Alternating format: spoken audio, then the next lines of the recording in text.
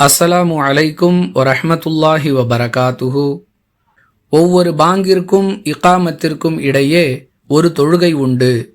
விரும்பியவர் அதை தொழுது கொள்ளட்டும் என்று அல்லாஹுவின் தூதர் ஸல்லல்லாஹு அலைஹி வஸல்லம் அவர்கள் கூறியதாக அப்துல்லாஹ் இப்னு முகப்பல் ரதியல்லாஹு அன்ஹு அவர்கள் அறிவிக்கிறார்கள்.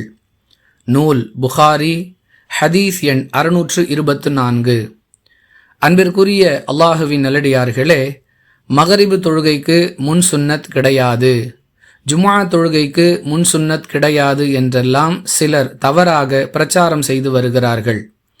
ஆனால் அல்லாஹுவின் தூதர் ஸல்லல்லாஹு அலைஹி வஸல்லம் அவர்கள் அனைவருக்கும் எளிதாக விளங்கும் வகையில் ஒவ்வொரு இகாமத்திற்கு முன்பாகவும் ஒரு தொழுகை இருக்கிறது என்பதை, ஒவ்வொரு கடமையான தொழுகைக்கும் முன் சுன்னத் உண்டு என மிக தெளிவாக விளக்குகிறார்கள்.